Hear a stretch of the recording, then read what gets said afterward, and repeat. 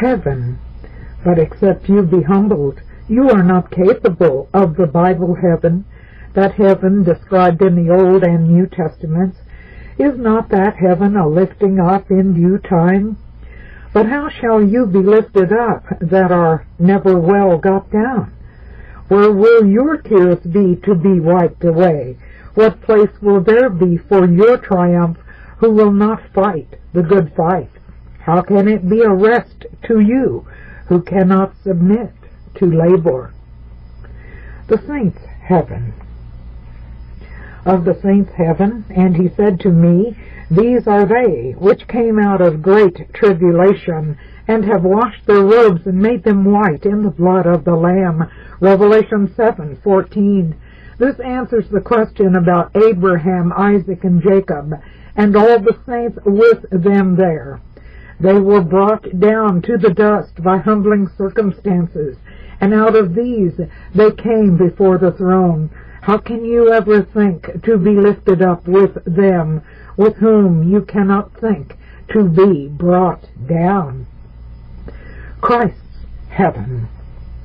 Of Christ's heaven, who for the joy that was set before him endured the cross, despising the shame, and is set down at the right hand of the throne of God. Hebrews 12:2. Oh, consider how the forerunner made his way. Ought not Christ to have suffered these things and to enter into his glory? Luke 24:26. And lay your account with it, that if you get where he is, you must go thither as he went.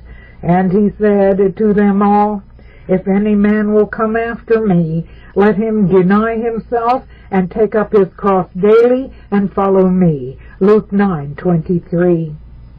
10. Give up at length with your towering hopes from this world, and confine them to the world to come. Be as pilgrims and strangers here, looking for your rest in heaven, and not till you come there. There is a prevailing evil. Thou art wearied in the greatness of thy way, yet saidst thou not, There is no hope. Isaiah 57:10. So the Babel building is still continued, though it has fallen down again and again.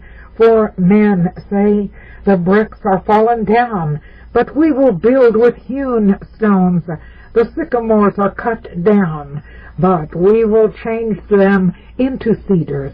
Isaiah 9:10. This makes humbling work very long. We are so hard to quit hold of the creature, to fall off from the breast and be weaned.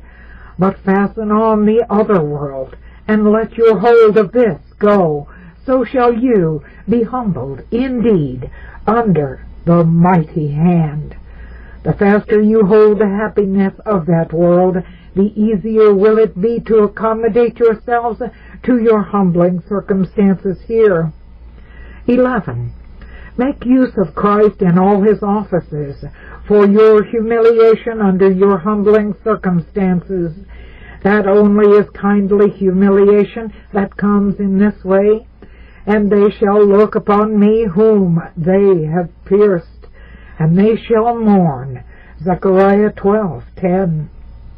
This you must do by trusting on him for that effect. 1. As a priest for you. You have a conscience full of guilt, and that will make one uneasy in any circumstances, and far more in humbling circumstances. It will be like a thorn in the shoulder on which a burden is laid. But the blood of Christ will purge the conscience, draw out the thorn, give ease. Isaiah 33:24, and fit for service, doing or suffering. Hebrews 9:14. How much more shall the blood of Christ purge your conscience from dead works to serve the living God? 2. As your prophet to teach you. We have need to be taught rightly to discern our humbling circumstances, for often we mistake them so far that they prove an oppressive load, whereas could we rightly see them just as God sets them to us, they would be humbling, but not so oppressive. Truly, we need Christ and the light of His Word and His Spirit to let us see our cross and trial as well as our duty. Psalm 25, 9 and 10. 3. And as your king, you have a stiff heart, loath to vow, even in humbling circumstances. Take a lesson from Moses what to do in such a case. And he said, Let my Lord, I pray thee, go among us, for it is a stiff-necked people, and pardon our iniquity and our sin. Exodus 34, 9. Put it in His hand that is strong and mighty. Psalm 24, 8. He is able to cause it to melt, and like wax before the fire, turn to the seal. Think on these directions in order to put them in practice, remembering, if you know these things, happy are you if you do them. Remember, humbling work is a work that will fill your hand while you live here, and that you cannot come to the end of it till death, and humbling circumstances will attend you while you are in this lower world. A change of them you may get, but a freedom from them you cannot till you come to heaven. So the humbling circumstances of our imperfections, relations, contradictions, afflictions, uncertainties, and sinfulness will afford matter of exercise to us while here. What remains of the purpose of this text I shall comprise in a promise of blessing for the afflicted. Doctrine. There is a due time wherein those that now humble themselves under the mighty hand of God will certainly be lifted up. 1.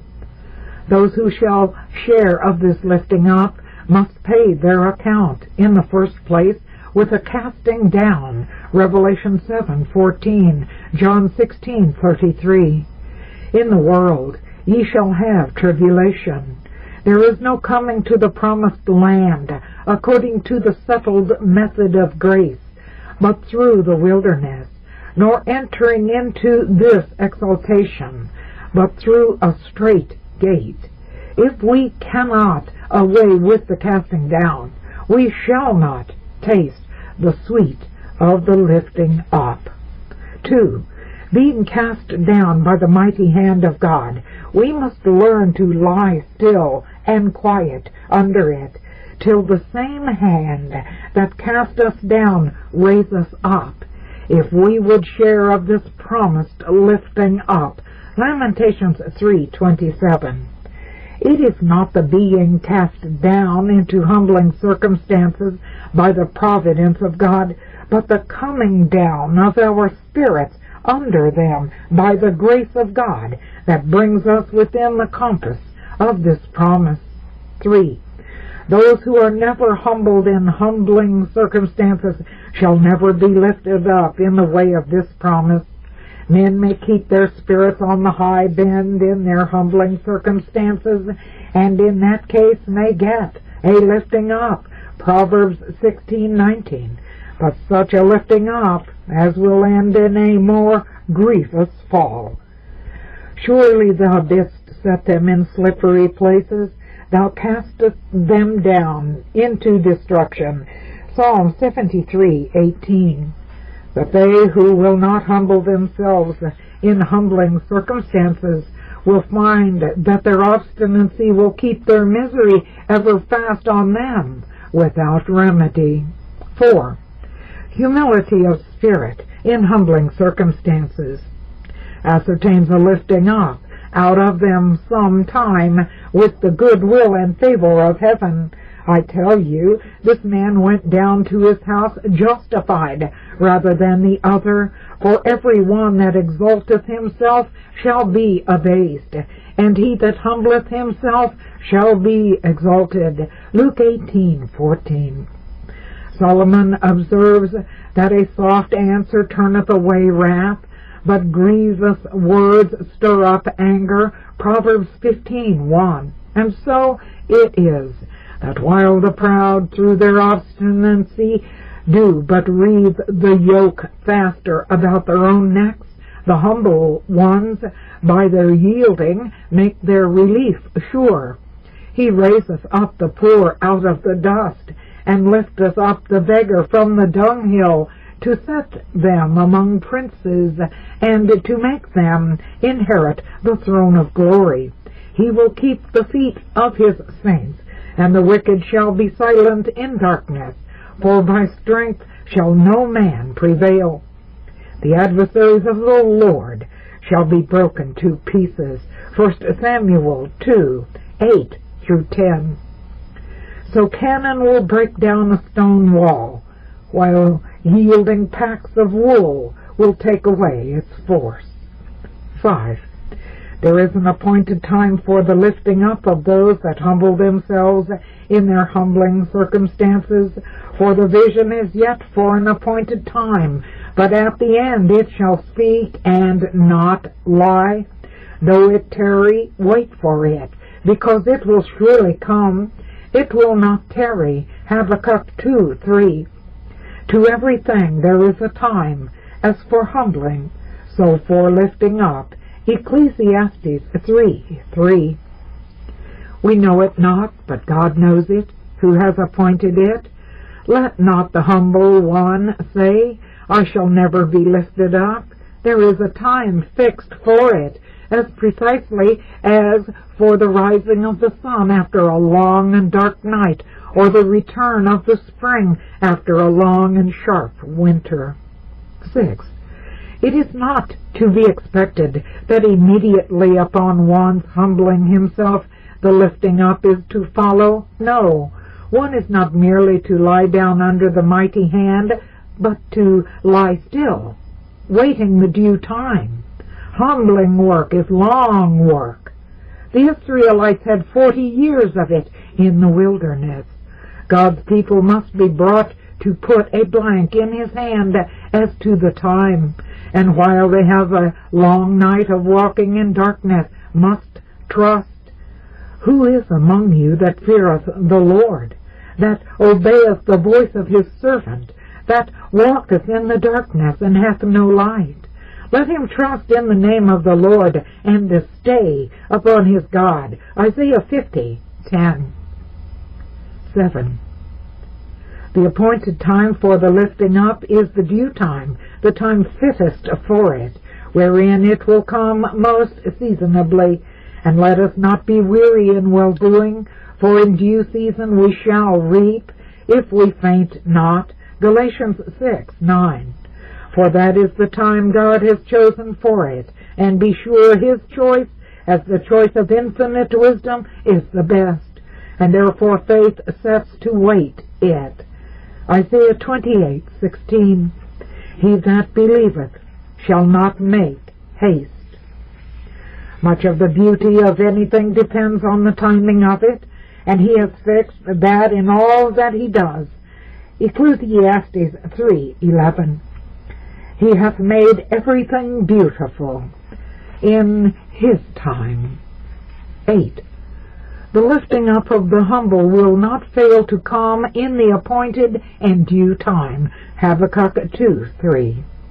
Time makes no halting. It is running day and night, so the due time is fast coming, and when it comes, it will bring the lifting up along with it.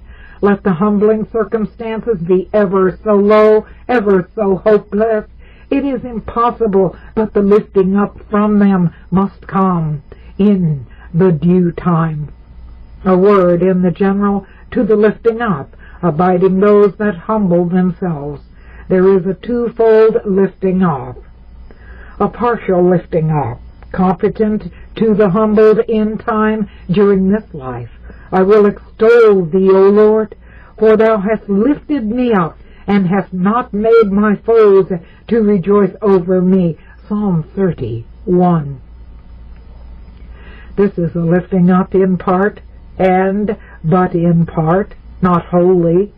and such lifting up the humbled may expect while in this world, but no more.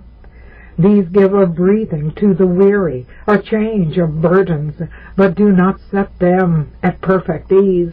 So Israel in the wilderness, in the midst of their many mourning times, had some singing ones. Exodus 15:1, Numbers 21:17. The total lifting up competent to them at the end of time, at death, Luke 16:22. It came to pass that the beggar died, and was carried by the angels into Abraham's bosom. Then the Lord deals with them no more by parcels, but carries their relief to perfection. Hebrews 12:22 and 23. Then he takes off all their burdens, eases them of all their weights, and lays no more on forever. He then lifts them up to a height they were never at before, no, not even at their highest. He sets them quite above all that is low, and therein fixes them, never to be brought down more. Now there is a due time for both these. For the partial lifting up, every time is not fit for it. We are not always fit to receive comfort and ease, or a change of our burdens. God sees there are times wherein it is needful for his people to be in heaviness. 1 Peter 1:6, to have their hearts brought down with grief. Psalm 107:12.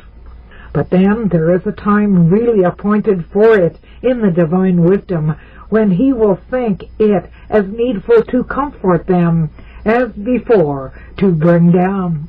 So that contrariwise ye ought rather to forgive him and comfort him, lest perhaps such a one should be swallowed up with overmuch sorrow.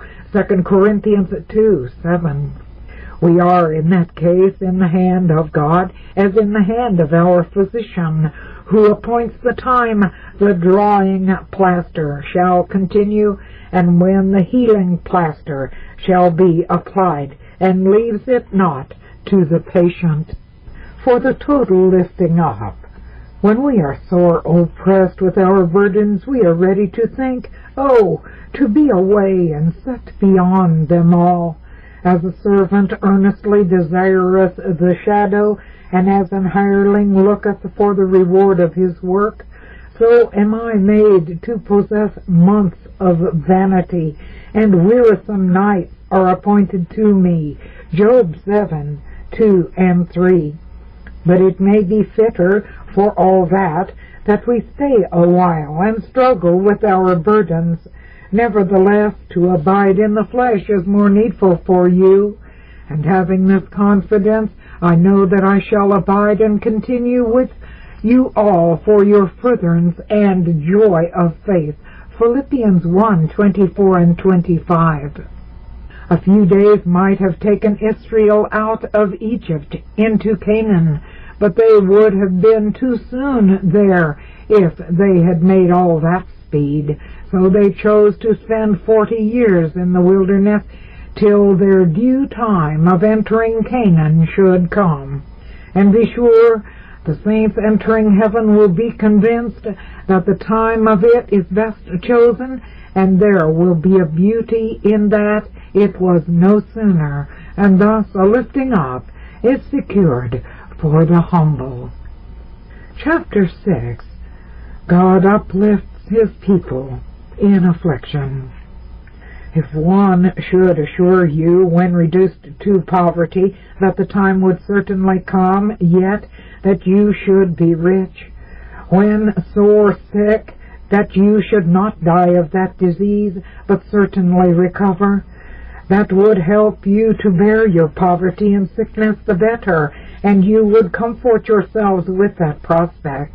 However, one may continue poor and never be rich, may be sick and die of his disease, but whoever humble themselves under their humbling circumstances, we can assure them from the Lord's word They shall certainly, without all peradventure, be lifted up out of and relieved from their humbling circumstances. They shall certainly see the day of their ease and relief, when they shall remember their burdens as waters that fail, and you may be assured thereof from the following considerations. 1. The nature of God, duly considered, ensures it. The Lord is merciful and gracious, slow to anger, and plenteous in mercy. He will not always chide, neither will he keep his anger forever. Psalm 103, 8 and 9. The humbled soul, looking to God in Christ, may see three things in his nature jointly securing it. Infinite power that can do all things. No circumstances are so low but he can raise them, so entangling and perplexing but he can unravel them, so hopeless but he can remedy them. Is anything too hard for the Lord? Genesis 18:14. Be our case what it will, it is never past reaching him to help it. But then it is the most proper season for him to take it in hand when all others have given it over. For the Lord shall judge his people and repent himself for his servants when he seeth that their power is gone, and there is none shut up or left. Deuteronomy 32:36. 2. Infinite goodness inclining to help. He is good and gracious in his nature, Exodus 34:6 and 7. And therefore his power is a spring of comfort to them, Romans 14:4. Men may be willing that they are not able, or able that they are not willing, but infinite goodness, joining infinite power in God, may ascertain the humbled of a lifting up in due time. That is a word of inconceivable sweetness, and we have known and believed the love that God hath to us. God is love, and he that dwelleth in love dwelleth in God, and God in him. 1 John 4:16. He has the bowels of a father towards the humble. Like as a father pitieth his children, so the Lord pitieth them that fear him. Psalm 103:13. Yea, bowels of mercy more tender than a mother to her sucking child. Isaiah 49:15. Wherefore, howbeit his wisdom may see it necessary to put them in humbling circumstances, and keep them there for a time, it is not possible he can leave them therein altogether. Infinite wisdom that does nothing in vain, and therefore will not needlessly keep one in humbling circumstances. But though he cause grief, yet will he have compassion according to the multitude of his mercies. For he doth not afflict willingly, nor grieve the children of men. Lamentations 3:32 and 33. God sends afflictions for humbling as the end and design to be brought about by them. When what is obtained, and there is no more use for them that way, we may assure ourselves they will be taken off. The providence of God, viewed in its stated methods of procedure with its objects, ensures it. Turn your eyes which way you will on the divine providence, you may conclude thence that in due time the humble will be lifted up. Observe the providence of God in the revolutions of the whole course of nature, day succeeding to the longest night, a summer to the winter, a waxing to a waning of the moon, a flowing to an ebbing of the sea, etc. Let not the Lord's humbled ones be idle spectators of these things. They are for our learning. Thus saith the Lord, which giveth the sun for a light by day, and the ordinances of the moon and of the stars for a light by night, which divideth the sea when the waves thereof roar. The Lord of hosts is his name. If those ordinances depart from before me, saith the Lord, then the seed of Israel also shall cease from being a nation before me forever. Jeremiah 31:35 through 37.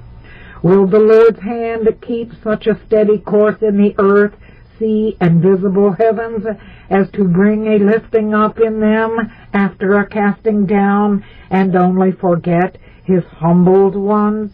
No, by no means. Observe the providence of God in the dispensations thereof, about the man Christ, the most noble and august object thereof, more valuable than 1,000 worlds. Colossians 2:9. Did not Providence keep this course with him, first humbling him, then exalting him, and lifting him up, first bringing him to the dust of death, in a course of sufferings 33 years, then exalting him to the Father's right hand in an eternity of glory? Who for the joy that was set before him endured the cross, despising the shame, and is set down at the right hand of the throne of God. Hebrews 12:12. And being found in fashion as a man, he humbled himself, and became obedient unto death, even the death of the cross. Wherefore God also hath highly exalted him. Philippians 2:8 and 9. The exaltation could not fail to follow his humiliation. Ought not Christ to have suffered these things, and to enter into his glory? Luke 24:26. And he saw and believed it would follow, as the springing of the seed does the sowing it. John 12:24. There is a near concern the humbled in humbling circumstances have herein.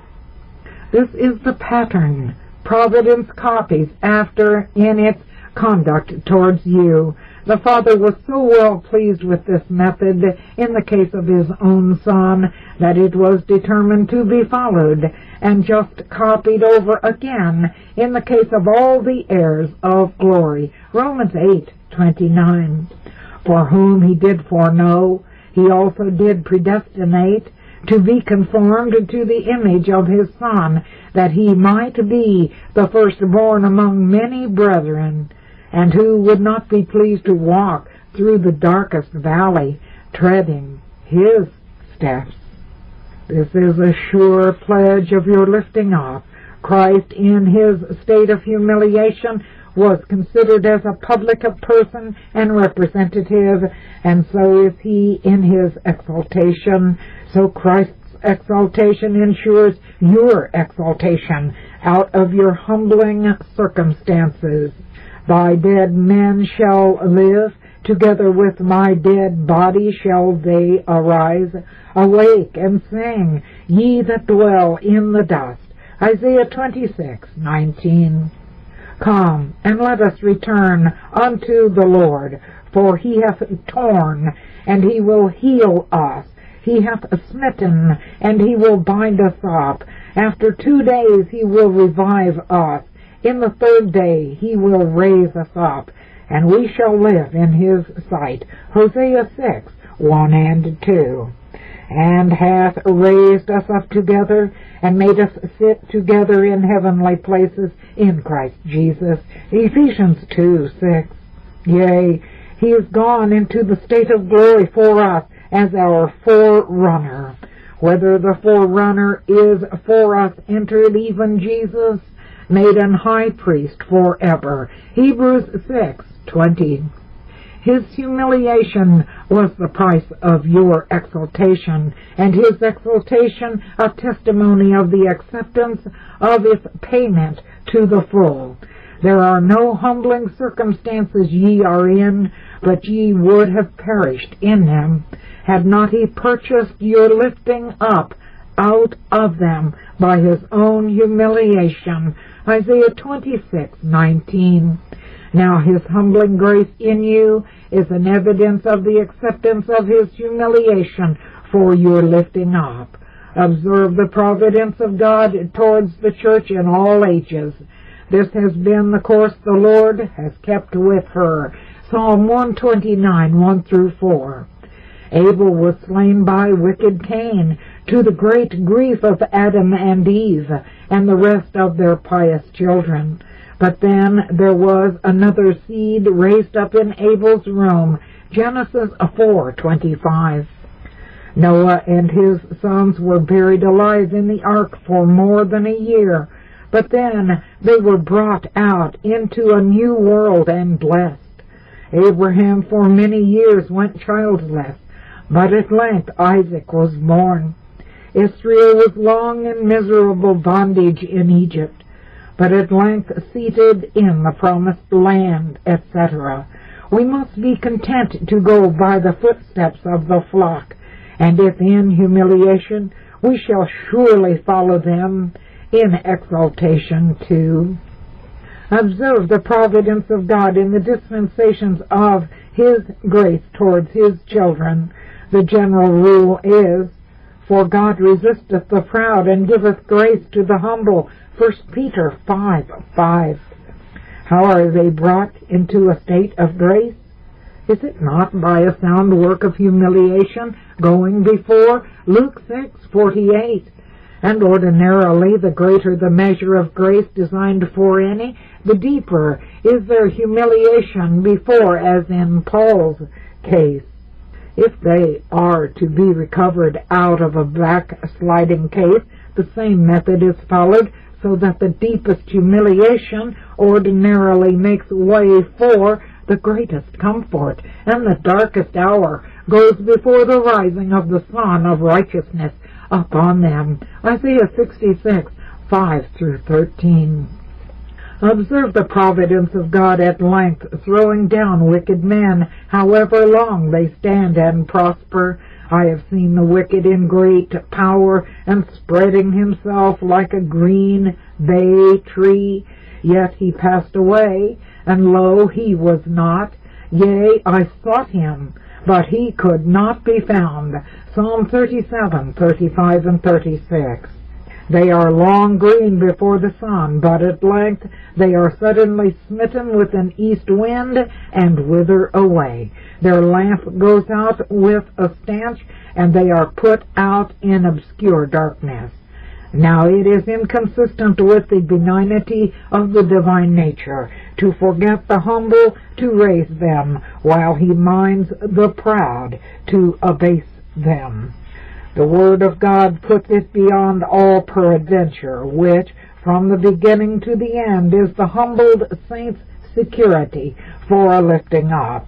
Remember the word unto thy servant, upon which thou hast caused me to hope. This is my comfort in my affliction, for thy word hath quickened me. Psalm 119, 49 and 50. His word is the great letter of his name, which he will certainly cause to shine. For thou hast magnified thy word above all thy name. Psalm 138, 2. And in all generations hast been safely relied on. Psalm 12, 6. Consider, 1.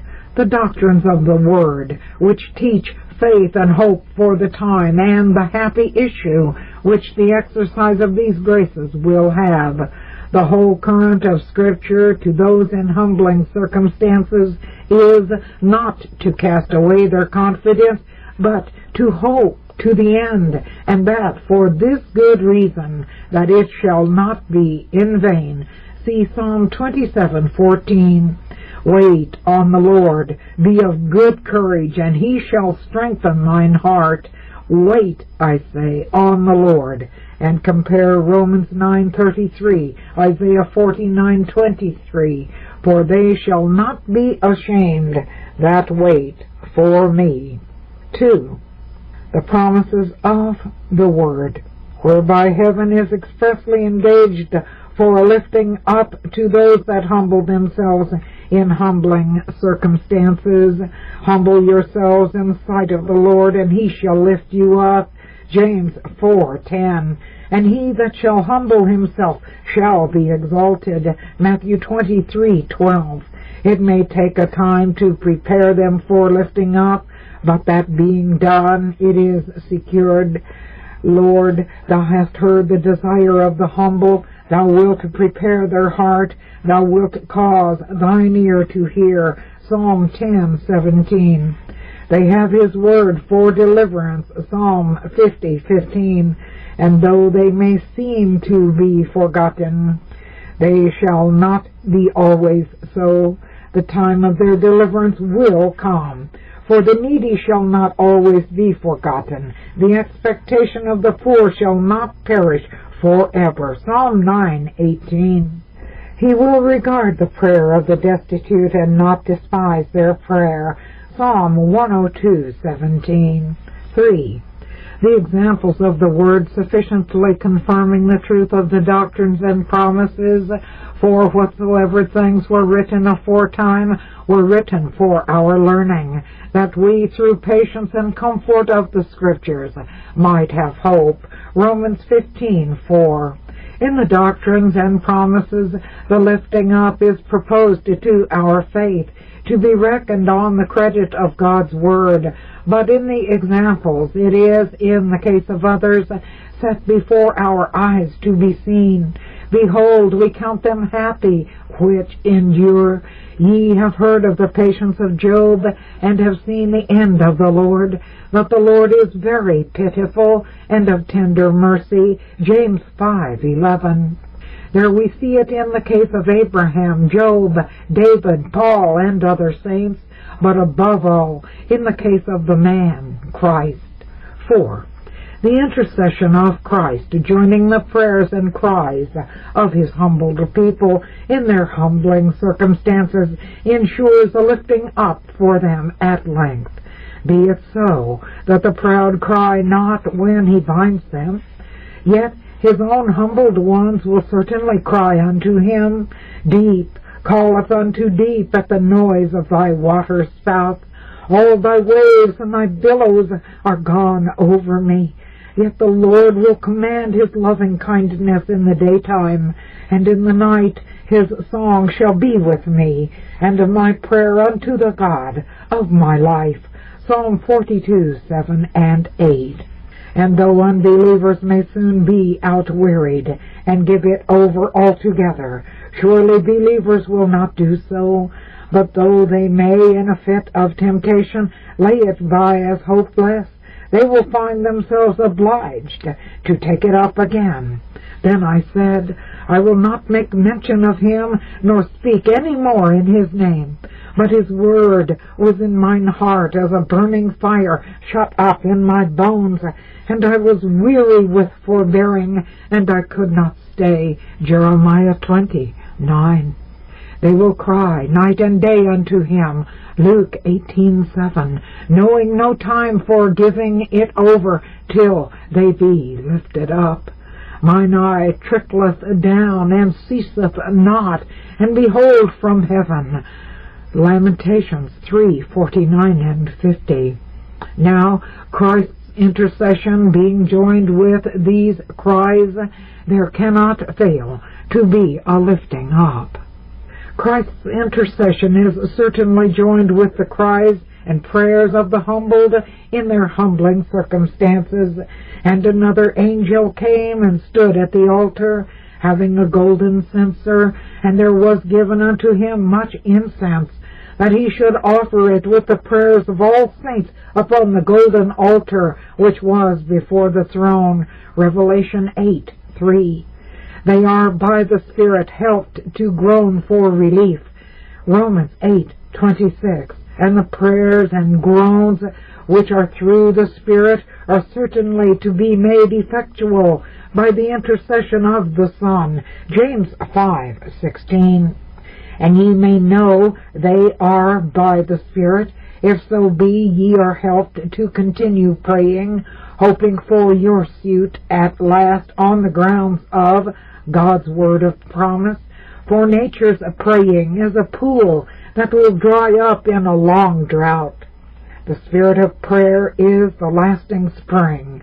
John 4:14, Psalm 138:3. In the day when I cried, thou answerest me, and strengthenest me with strength in my soul. Truly there is an intercession in heaven on account of the humbling circumstances of the humble ones. Then the angel of the Lord answered and said, O Lord of hosts, how long wilt thou not have mercy on Jerusalem and on the cities of Judah, against which thou hast had indignation these 70 years? Zechariah 1:12. How then can they miss of a lifting up in due time? Christ is in deep earnest in his intercession for his people in their humbling circumstances. Some will speak a good word in favor of the helpless, that will be little concerned whether they speed or not. But our intercessor is in earnest in behalf of his humbled ones, for he is touched with sympathy in their case. In all their afflictions he was afflicted. Isaiah 63:9. A most tender sympathy, for he that toucheth you toucheth the apple of his eye. Zechariah 2:8. He has their case upon his heart, where he is in the holy place in the highest heavens. Exodus 28:29. And he keeps an exact account of the time of their humbling circumstances, be it as long as it will. Zechariah 1:12. Moreover, it is his own business. The lifting up which they are to have is a thing that is secured to him in the promises made to him on the account of his blood shed for them. So not only are they looking on earth, but the man Christ is in heaven, looking for the accomplishment of these promises. But this man, after he had offered one sacrifice for sins forever, sat down on the right hand of God, from henceforth expecting till his enemies be made his footstool. Hebrews 10:12 and 13. How is it possible, then, that he should be balked? Moreover, these humbling circumstances are his own sufferings still, though not in his person, yet in his members, who now rejoice in my sufferings for you, and fill up that which is behind of the afflictions of Christ in my flesh, for his body's sake, which is the church. Colossians 1:24. Wherefore there is all ground to conclude he is in deep earnest. Again, his intercession is always effectual, and I knew that thou hearest me always. John 11:42. It cannot miss to be so, because he is the Father's well-beloved Son. His intercession has a plea of justice for the ground of it. We have an advocate with the Father, Jesus Christ the righteous. 1 John 2:1. Moreover, he has all power in heaven and earth lodged in him. Matthew 28:18. And finally, he and his Father are one, and there will be one. So both Christ and his Father will do the lifting up of the humble ones, but yet only in the due time. I now proceed to a more particular view of the point, and we will consider the lifting up as brought about in time, which is the partial lifting up. This lifting up does not take place in every case of a child of God. One may be humbled in humbling circumstances from which he is not to get a lifting up in time. He would not from the promise presently conclude that we, being humbled under our humbling circumstances, shall certainly be taken out of them and freed from them ere we get to the end of our journey. For it is certain there are some, such as our imperfections and sinfulness and mortality, we can by no means be rid of while in this world. And there are particular humbling circumstances the Lord may bring about one and keep about him till he goes down to the grave, while in the meantime he may lift up another from the same. Heman was pressed down all along from his youth. Psalm 88:15. Others all their lifetime. Hebrews 2:15. Objection. If that be the case, what comes of the promise of lifting up? Where is the lifting up if one may go to the grave under the weight? Answer. Were there no life after this, there would be ground for that objection, but since there is another life, there is none in it at all. In the other life, the promise will be accomplished to the humbled as it was. Luke 16:22. Consider that the great term for accomplishing the promises is the other life, not this. These all died in faith, not having received the promises, but having seen them afar off, and were persuaded of them, and embraced them. Hebrews 11:13. And that whatever accomplishment of the promise is here, it is not of the nature of a stock, but of a sample, or a pledge. Question. But then, may we not give over praying for the lifting up in that case? Answer. We do not know when that is our case, for a case may be past all hope in our eyes and the eyes of others, in which God designs a lifting up in time, as in Job's, "What is my strength, that I should hope, and what is mine end, that I should prolong my life?" Job 6:11. But be it as it will, we should never give over praying for the lifting up, since it will certainly come to all that pray in faith for it, if not here, yet hereafter. The promise is sure, and that is the commandment, so such praying cannot miss of a happy issue at length. Call upon me in the day of trouble. I will deliver thee, and thou shalt glorify me. Psalm 50:15. The whole life of a Christian is a praying, waiting life, to encourage whereunto all temporal deliverances are given as pledges, and not only they, but ourselves also, which have the first fruits of the Spirit, even we ourselves groan within ourselves, waiting for the adoption, to wit, the redemption of our body. Romans 8:23. And whoso observes that full lifting up at death to be at hand must certainly rise, if he has given over his case as hopeless. However, there are some cases wherein this lifting up does take place. God gives his people some notable liftings up, even in time, raising them out of remarkably humbling circumstances. The storm is changed into a calm, and they remember it as waters that fail. Psalm 40:1-4.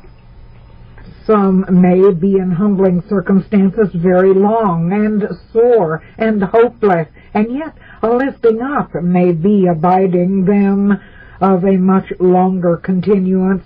This is sometimes the case with the children of God, who are set to bear the yoke in their youth, as it was with Joseph and David, and of them that get it laid on them in their middle age, as it was with Job, who could not be less than 40 years old at his troubles coming, but after it lived 140. Job 42:16. God by such methods prepares man for peculiar usefulness. Others may be in humbling circumstances long and sore, and quite hopeless in the ordinary course of Providence, yet they may get a lifting up ere they come to their journey's end. The life of some of God's children is like a cloudy and rainy day, wherein in the evening the sun breaks out from under the clouds, shines fair and clear a little, and then sets. And it shall come to pass in that day that the light shall not be clear nor dark, but it shall come to pass that at evening time it shall be light. Zechariah 14:6-7. Such was the case of Jacob in his old age, brought in honor and comfort into Egypt unto his son, and then he died. Yet whatever lifting up they get in this life, they will never want some weight hanging about them for their humbling. They may have their singing times, but their songs while in this world will be mixed with groanings. For we that are in this tabernacle do groan, being burdened. 2 Corinthians 5:4. The unmixed dispensation is reserved for the other world, but this will be a wilderness unto the end, where there will be howling with the most joyful notes. All the lifting up which the humbled meet with now are pledges, and but pledges and samples of the great lifting up, abiding with them on the other side, and they should look on them so.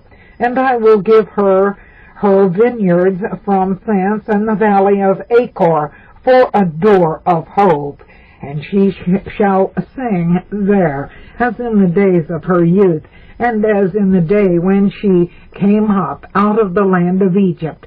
Hosea 2:15.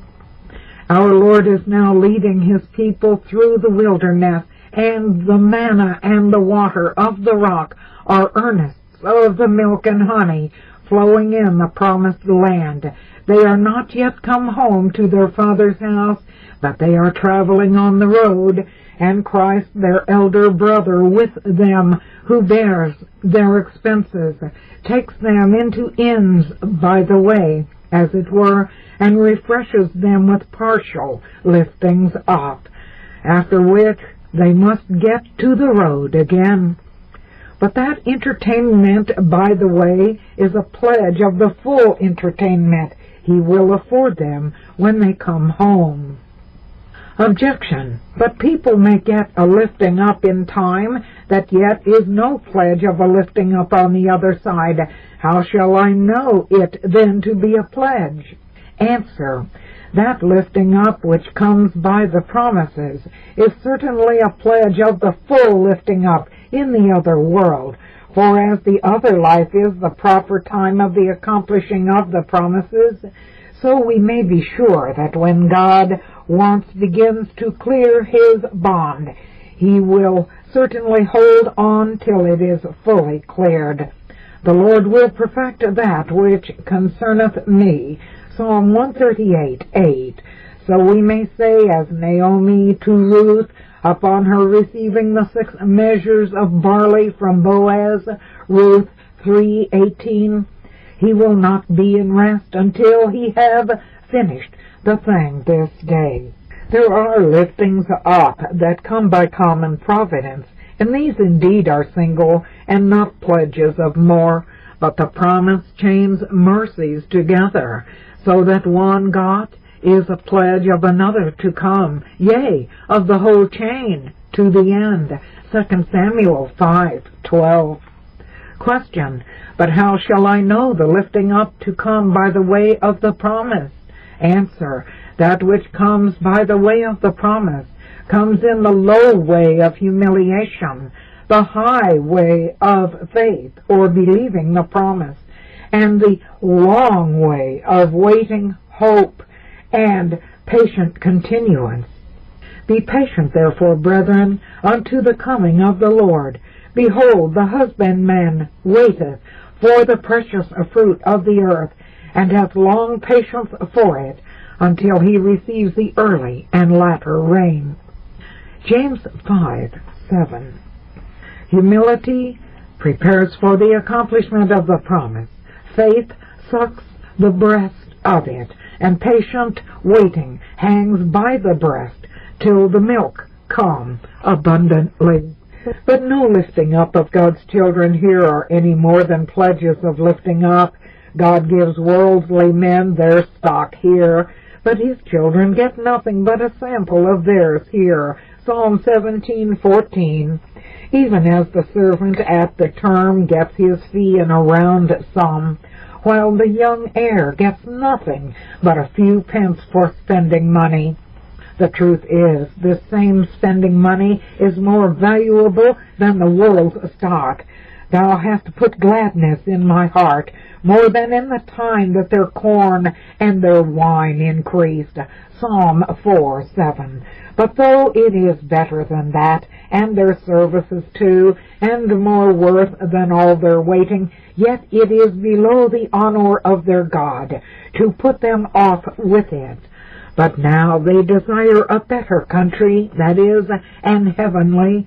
Wherefore God is not ashamed to be called their God, for he hath prepared for them a city. Hebrews 11:16. We shall now consider what they will get by this lifting up promised to the humbled.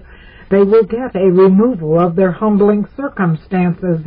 God, having tried them a while and humbled them and brought down their heart, will at length take off their burden, remove the weight so long hung on them, and so take them off that part of their trial joyfully, and let them get up their back long bowed down, and this one of two ways.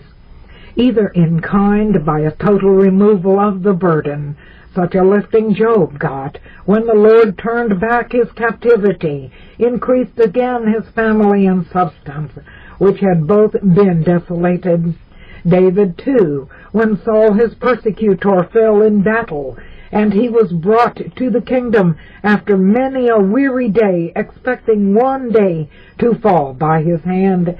It is easy with our God to make such turns in the most humbling circumstances.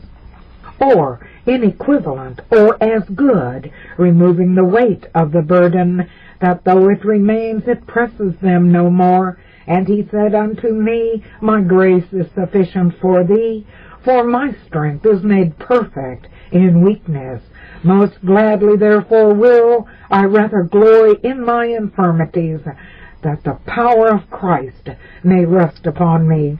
Therefore I take pleasure in infirmities. 2 Corinthians 12:9 and 10. Though they are not got to the shore, yet their head is no more under the water, but lifted up. David speaks feelingly of such a lifting up. For in the time of trouble he shall hide me in his pavilion. In the secret of his tabernacle shall he hide me. He shall set me upon a rock. And now shall mine head be lifted up above mine enemies round about me. Therefore will I offer in his tabernacle sacrifices of joy. I will sing, yea, I will sing praises unto the Lord. Psalm 27:5 and 6. Such had the three Hebrews in the fiery furnace. The fire burnt, but it could burn nothing of them but their bonds. They had the warmth and light of it, but nothing of the scorching heat. 2. A comfortable sight of the acceptance of their prayers put up in their humbling circumstances. While prayers are not answered but trouble continued, they are apt to think they are not accepted or regarded in heaven because there is no alteration in their case. If I had called and he had answered me, yet would I not believe that he had hearkened unto my voice, for he breaketh me with a tempest. Job 9:16 and 17. But that is a mistake. They are accepted immediately, though not answered. And this is the confidence that we have in him, that if we ask anything according to his will, he heareth us. 1 John 5:14. The Lord does with them as a father with the letters coming thick from his son abroad, reads them one by one with pleasure, and carefully lays them up to be answered at his convenience. And when the answer comes, the son will know how acceptable they were to his father. Matthew 15:28. 3. A heart-satisfying answer of their prayers. so that they shall not only get the thing, but see they have it as an answer of prayer, and they will put a double value on the mercy. 1 Samuel 2:1. Accepted prayers may be very long, of answering many years, as in Abraham and David's case, but they cannot miscarry of an answer at length. Psalm 9:18. The time will come when God will tell out to them, according to the promise, that they shall change their note and say, I love the Lord, because he hath heard my voice and my supplications. Psalm 116:1. Looking on their lifting up as bearing the signature of the hand of a prayer-hearing God. 4. Full satisfaction as to the conduct of Providence in all the steps of the humbling circumstances, and the delay of the lifting up, however perplexing these were before. Revelation 15:3. Standing on the shore and looking back to what they have passed through, they will be made to say, He hath done all things well. Those things that are bitter to Christians in passing through are very sweet in the reflection on them. So is Samson's riddle verified in their experience. 5. They get the lifting up together with the interest for the time they lay out of it.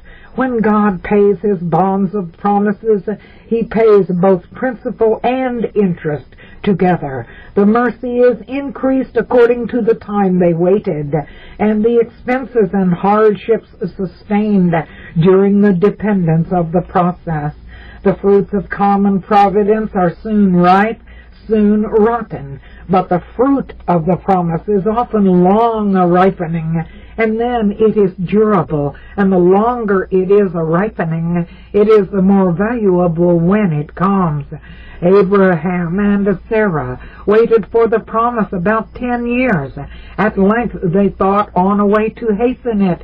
Genesis 16. That soon took in the birth of Ishmael, but he was not the promised son. They were coming into extreme old age ere the promise brought forth. Genesis 18:11. But when it came, they got it with an addition of the renewing of their ages. Genesis 21:7 and 25:1. The most valuable of all the promises was the longest in fulfilling, namely, the promise of Christ that was for 4,000 years. 6. The spiritual enemies that flew thick about them in the time of the darkness of the humbling circumstances will be scattered at this lifting up in the promise. And Hannah prayed and said, My heart rejoiceth in the Lord, my mouth is enlarged over mine enemies. They that were full have hired out themselves for bread, and they that were hungry ceased. 1 Samuel 2:1 and 5. Formidable was Pharaoh's host behind the Israelites, while they had the Red Sea before them. But when they were through the sea, they saw the Egyptians dead on the shore. Exodus 14:30. Such a sight will they that humble themselves under humbling circumstances get of their spiritual enemies when the time comes for their lifting up. We come now to the due time of this lifting up. That is a natural question of those who are in humbling circumstances. Watchman, what of the night? Isaiah 21:11 and 12. And we cannot answer it to the humbled soul, but in the general. The lifting up of the humbled will not be long delayed, considering the weight of the matter, that is to say, considering the worth and value of the lifting up of the humble. When it comes, it can by no means be reckoned long to the time of it. When you sow your corn in the fields, though it does not ripen so soon as some garden seeds, but you wait 3 months or so, you do not think the harvest long a-coming, considering the value of the crop. This view the apostle takes of the lifting up in humbling circumstances. For our light affliction, which is but for a moment, worketh for us a far more exceeding and eternal weight of glory. 2 Corinthians 4:17, so that a believer, looking on the promise with an eye of faith, and perceiving its accomplishment and the worth of it when accomplished, may wonder it is come so shortly. Therefore it is determined to be a time that comes soon. Luke 18:7 and 8, soon in respect of its weight and worth. When the time comes, it and only it will appear in due time. To everything there is a season, and a great part of wisdom lies in discerning it and doing things in this season thereof. And we may be sure infinite wisdom cannot miss the season by mistaking it. He is the rock. His work is perfect, for all his ways are judgment. Deuteronomy 32:4. But whatever God doth will abide the strictest examination, in that, as all other points, I know that whatsoever God doeth, it shall be forever. Nothing can be put to it, nor anything taken from it, and God doeth it, that men should fear before him. Ecclesiastes 3:14. It is true, many times appear to us as the due time for lifting up, which yet really is not so, because there are some circumstances hid from us, which render the season unfit for the thing. Hence, my time is not yet come, but your time is always ready. John 7:6. But when all the circumstances always foreknown of God shall come to be opened out and laid together before us, we shall then see the lifting up is come in the time most for the honor of God and our good, and that it would not have done so well sooner. When the time comes, that is really the due time, the proper time for the lifting up a child of God from his humbling circumstances, it will not be put off one moment longer. At the end it shall speak, it will surely come, it will not tarry. Habakkuk 2:3. Though it tarry, it will not linger, nor be put off to another time. Oh, what rest of heart would the firm faith of this afford us! There is not a child of God but would, with the utmost earnestness, protest against a lifting up before the due time, as against an unripe fruit cast to him by an angry father, which would set his teeth on edge. Since it is so, then, could we firmly believe this point, that it will undoubtedly come in the due time, without losing of a minute, it would afford a sound rest. It must be so, because God has said it. Were the case ever so hopeless, were mountains of difficulties lying in the way of it at the appointed time, it will blow. Hebrew. Habakkuk 2:3, a metaphor from the wind rising in a moment after a dead calm. The humbling circumstances are ordinarily carried to the utmost point of hopelessness before the lifting up. The knife was at Isaac's throat before the voice was heard. For we would not, brethren, have you ignorant of our trouble which came to us in Asia, that we were pressed out of measure, above strength, insomuch that we despaired even of life. But we had the sentence of death in ourselves, that we should not trust in ourselves, but in God, which raiseth the dead. 2 Corinthians 1:8 and 9. Things soon seem to us arrived at this point. Such is the hastiness of our spirits, but things may have far to go down after we think they are at the foot of the hill, and we are almost as little competent judges of the point of hopelessness as of the due time of lifting up. But generally God carries his people's humbling circumstances downward, still downward, till they come to that point. Herein God is holding the same course which he held in the case of the man Christ, the beloved pattern copied after in all the dispensations of providence towards the church and every particular believer. Romans 8:29. He was all along a man of sorrows. As his time went on, the waters swelled more, till he was brought to the dust of death. Then he was buried, and the gravestone sealed, which done, the world thought they were quit of him, and he would trouble them no more. But they quite mistook it. Then, and not till then, was the due time for lifting him up, and the most remarkable lifting up that his people get are fashioned after this grand pattern.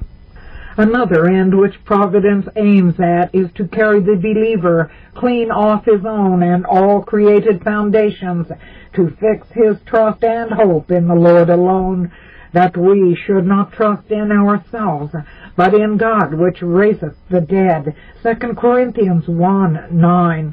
The life of a Christian here is designed to be a life of faith, and though faith may act more easily when it has some help from sense, yet it certainly acts most nobly when it acts in opposition to sense. Then is it pure faith, when it stands alone on its own native legs, the power and word of God. Romans 4:19 and 20. And being not weak in faith, he considered not his own body now dead, neither yet the deadness of Sarah's womb. He staggered not at the promise of God through unbelief, but was strong in faith, giving glory to God.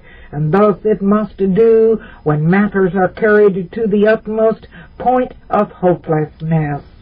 Again, due preparation of the heart for the lifting up out of the humbling circumstances goes before the due time of that lifting up, according to the promise.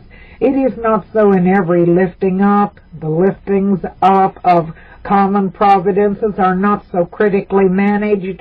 Men will have them, will wait for them no longer, and God flings them in anger ere they are prepared for them. I gave thee a king in mine anger. Hosea 13:11. They can by no means abide the trial, and God takes them off as reprobate silver that is not able to abide it. Jeremiah 6:29 and 30. This due preparation consists in a due humiliation. Psalm 10:17, and it often takes much work to bring about this, which is another point that we are very incompetent judges of. We should have thought Job was brought very low in his spirit by the providence of God, bruising him on the one hand and his friends on the other for a long time. Yet after all that he had endured both ways, God saw it necessary to speak to him himself for his humiliation. Chapter 38, verse 1. By that speech of God himself he was brought to his knees. Chapter 40, 4 and 5. And we should have thought he was then sufficiently humbled, and perhaps he thought so too. But God saw a further degree of humiliation necessary, and therefore begins again to speak for his humiliation, which at length laid him in the dust. Chapter 42, 5 and 6. And when he was thus prepared for lifting up, he got it. There are 6 things I conceive belong to this humiliation preparatory to lifting up. 1. A deep sense of sinfulness and unworthiness of being lifted up at all. Behold, I am vile. What shall I answer thee? I shall lay mine hand upon my mouth. Job 40:4. People may belong in humbling circumstances ere they be brought this length. Even good men are much prejudiced in their own behalf, and may so far forget themselves as to think God deals his favors unequally, and is mighty severe on them more than others. Elihu marks this fault in Job under his humbling circumstances. Job 33:8 through 12. and I believe it will be found there is readily a greater keenness to vindicate our own honor from the imputation the humbling circumstances seem to lay upon it, than to vindicate the honor of God in the justice and equity of the dispensation. The blindness of an ill-natured world, still ready to suspect the worst causes for humbling circumstances, as if the greatest sufferers were surely the greatest sinners.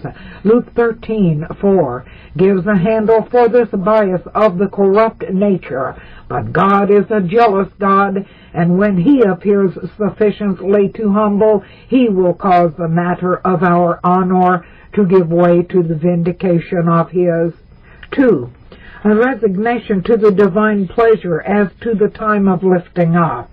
God gives the promise, leaving the time blank as to us. Our time is always ready, and we rashly fill it up at our own hand. God does not keep our time because it is not the due time. Hence we are ready to think His words fail, whereas it is but our own rash conclusion from it that fails. I said in mine haste, all men are liars. Psalm 116:11. Several of the saints have suffered much by this means, and thereby learned to let alone filling up that blank. The first promise was thus used by believing Eve, Genesis 4:1. Another promise was so by believing Abraham, after about 10 years waiting, Genesis 16. If this be the case of any child of God, let them not be discouraged upon it, thinking they were overly rash in applying the promise to themselves. They were only so in applying the time to the promise, a mistake that saints in all ages have made, which they repented and saw the folly of, and let alone that point for the time to come, and then the promise was fulfilled in its own due time. Let them in such circumstances go and do likewise, leaving the time entirely to the Lord. 3. An entire resignation as to the way and manner of bringing it about. We are ready to do as to the way of accomplishing the promise, just as with the time of it, to set a particular way for the Lord's working of it, and if that be not kept, the proud heart is stumbled. But Naaman was wroth, and went away, and said, Behold, I thought, he will surely come out to me, and stand, and call on the name of the Lord his God, and strike his hand over the place. 2 Kings 5:11. But the Lord will have his people broken off from that too, that they shall prescribe no way to him, but leave it to him entirely, as in that case, verse 14. He went down and dipped himself 7 times in Jordan, according to the saying of the man of God, and he was clean. The compass of our knowledge of ways and means is very narrow, as if one is blocked up. Oft times we cannot see another. But our God knows many ways of relief, where we know but one or none at all, and it is very usual for the Lord to bring the lifting up of his people in a way they had no view to, after repeated disappointments from those quarters whence they had great expectation. 4. Resignation as to the degree of the lifting up, yea, and as to the very being of it in time. The Lord will have his people weaned so that, however hasty they have sometimes been, that they behooved to be so soon lifted up, and could no longer bear, they shall be brought at length to set no time at all, but submit to go to the grave under their weight, if it seem good in the Lord's eyes. And in that case, they will be brought to be content with any measure of it in time, without prescribing how much. If I shall find favor in the eyes of the Lord, he will bring me again. But if he thus say, I have no delight in thee, behold, here am I. Let him do to me as seemeth good unto him. 2 Samuel 15:25 and 26. 5. The continuing of praying and waiting on the Lord in the case. praying always with all prayer and supplication in the Spirit, and watching thereunto with all perseverance. Ephesians 6:18. It is pride of heart and an unsubdued spirit that makes people give over praying and waiting, because their humbling circumstances are lengthened out time after time. 2 Kings 6:33. But due humility, going before the lifting up, brings men into that temper to pray, wait, and hang on resolutely, setting no time for the giving it over, till the lifting up come, whether in time or eternity. Lamentations 3:49 and 15. 6. Mourning under mismanagement of the trial. Therefore have I uttered that I understood not, things too wonderful for me, which I knew not. Job 42:3. The proud heart dwells and expiates on the man's sufferings in the trial, and casts out all the foes of the trial on that side, and views them again and again.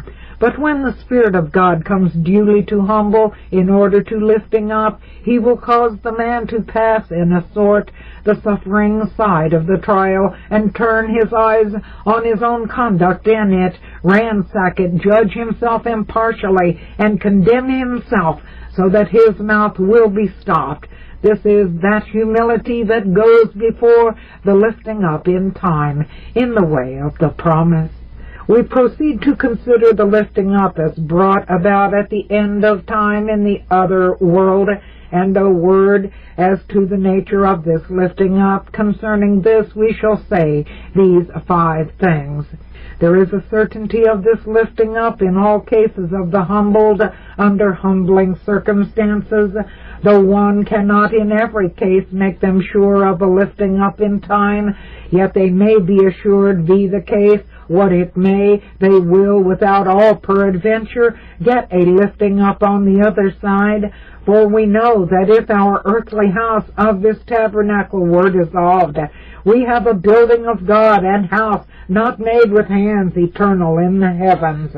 2 Corinthians 5:1. Though God's humble children may both breakfast and dine on bread of adversity and water of affliction, they will be sure to sup sweetly and plentifully, and the believing expectations of the latter might serve to qualify the former and make them easy under it. It will be a perfect lifting up. Hebrews 12:23. They will be perfectly delivered out of their particular trials and special furnace, be what it will, that made them weary many a day. Lazarus was then delivered from his poverty and sores, and lying at the rich man's gate, Luke 16:22, and fully delivered. Yea, they will get a lifting up from all their humbling circumstances together. All imperfections will then be at an end. Inferiority in relations, contradictions, afflictions, uncertainty, and sin. If it was long in coming, there will be a blessed moment when they shall sit together. They will not only be raised out of their low condition, but they will be set up on high, as Joseph, not only brought out of prison, but made ruler over the land of Egypt, and they will be lifted up into a high place. The beggar died and was carried by the angels into Abraham's bosom, Luke 16:22. Now they are at best but in a low place upon this earth. There they will be seated in the highest heavens, Philippians 1:23, with Ephesians 4:10. Often in their humbling circumstances they are obliged now to embrace dunghills. Then they will be set with Christ on his throne. To him that overcometh will I grant to sit with me in my throne, Revelation 3:21. Though they now cleave to the earth, and men say, bow down, that we may pass over you, they will then be settled in the heavenly mansions above the sun, moon, and stars. They will also be lifted up into a high state and condition, a state of perfection. Out of all their troubles and uneasiness, They will be set in a state of rest. From their mean and inglorious condition, they will be advanced into a state of glory. Their burdened and sorrowful life will be succeeded with a fullness of joy, and their humbling circumstances, they will be clothed with eternal glory and honor. It will be a final lifting up, after which there will be no more casting down forever. Revelation 7:16.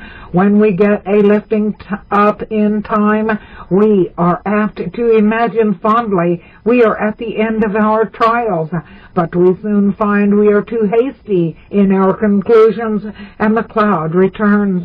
In my prosperity, I said, I shall never be moved.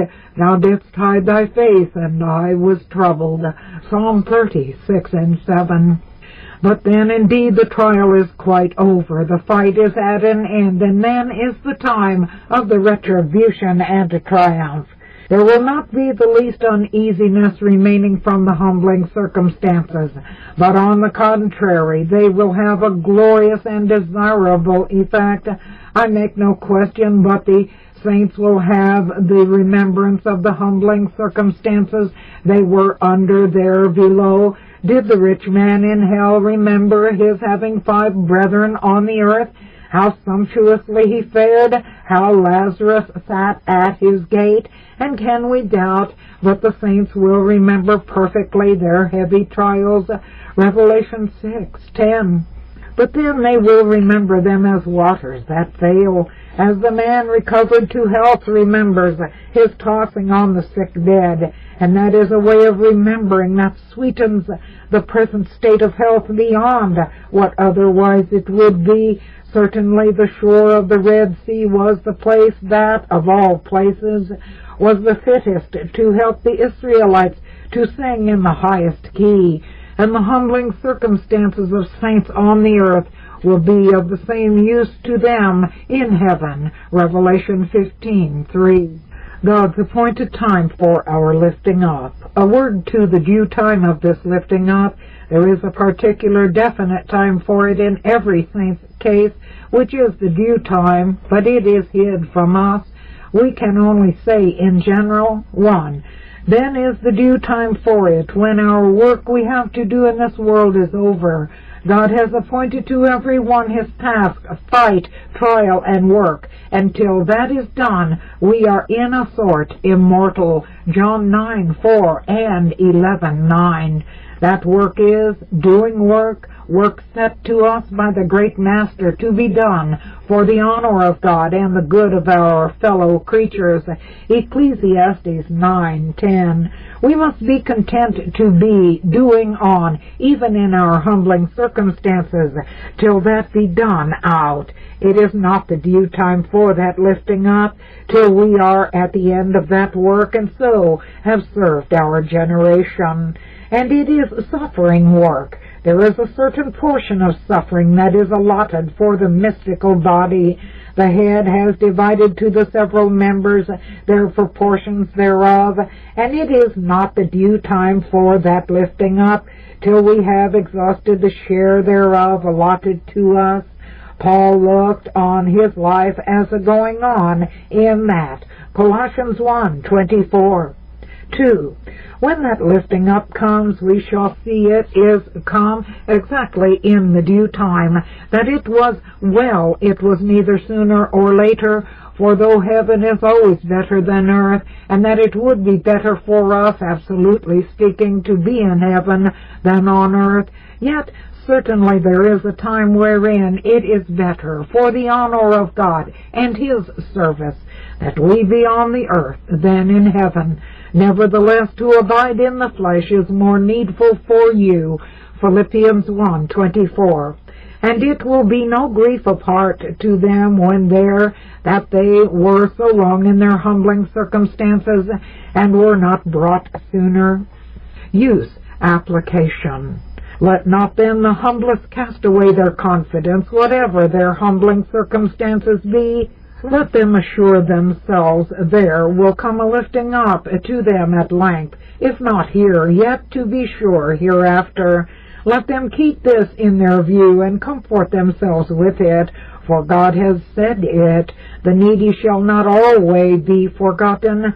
Psalm 9:18. If the night were ever so long, the morning will come at length. Let patience have her perfect work.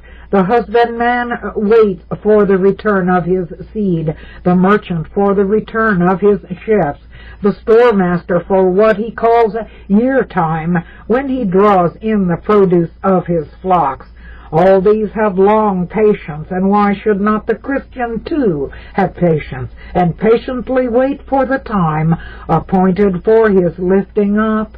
You have heard much of the crook in the lot, the excellency of humbleness of spirit in a low lot, beyond pride of spirit, though joined with a high one. You have been called to humble yourselves in your humbling circumstances, and have been assured in that case of a lifting up. To conclude, we may assure ourselves, God will at length break in pieces the proud, be they ever so high, and he will triumphantly lift up the humble, be they ever so low.